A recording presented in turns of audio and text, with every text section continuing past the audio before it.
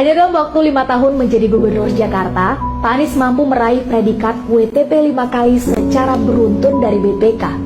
Sebuah prestasi yang belum pernah Pak Jokowi, Pak Ahok, dan Pak Jarot raih satu kali pun ketika menjabat sebagai Gubernur DKI Jakarta. Ini artinya Pak Anies kredibel tata kelola keuangan pemerintahannya. Kalau yang dianugerahi WTP 5 tahun beruntun saja dianggap tidak kredibel, lalu bagaimana dengan 3 gubernur sebelumnya yang tidak pernah sekalipun meraihnya? Namun tetap saja, Pak Anies dianggap tidak bisa bekerja dan hanya jago berkata-kata.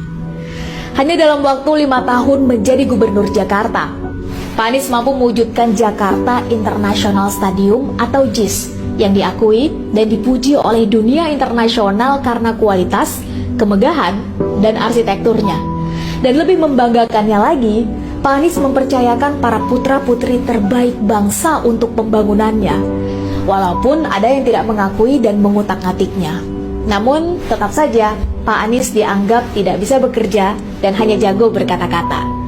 Hanya dalam waktu 5 tahun menjadi Gubernur Jakarta, Pak Anies mampu menghadirkan Formula E dan perhelatan internasionalnya di Jakarta. Jakarta pun sukses jadi sorotan internasional karenanya. Padahal, 5 bulan sebelum perhelatan itu, ada ketua umum partai yang meragukannya setelah dia mengecek langsung ke lokasi pembangunan yang menurutnya becek, tempat kambing berbaris dan berlumpur keadaannya. Bahkan beliau terperosok waktu itu karenanya. Namun ketika pada akhirnya Pak Anies bisa sukses membuktikannya, tetap saja Pak Anies dianggap tidak bisa bekerja dan hanya jago berkata-kata. Ya, hanya dalam 5 tahun menjadi Gubernur Jakarta, banyak perbaikan dan pembaharuan yang Pak Anies hadirkan. Pendekatan yang memanusiakan manusia dilakukan. Totalitas dalam menghargai perbedaan keyakinan. Menjunjung tinggi segala keberagaman, memimpin tanpa perlu ada lagi hardikan, makian, dan kasarnya perlakuan. Namun tetap saja, Pak Anies dianggap tidak bisa bekerja dan hanya jago berkata-kata. Ya, entah kenapa, walaupun segala fakta dan realitas sudah terpampang begitu nyata, namun begitu susah untuk bisa diterima dengan lapang dada.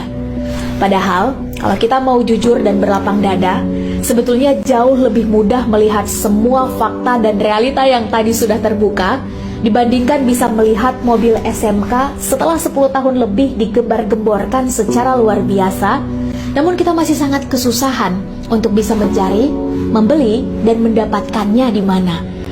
Oleh karena ini, mari kita pastikan bahwa semua kefanatikan itu sudah tiada. Lihat fakta serta kedepankan logika demi Indonesia kita tercinta. Indonesia harus kembali jaya, merdeka.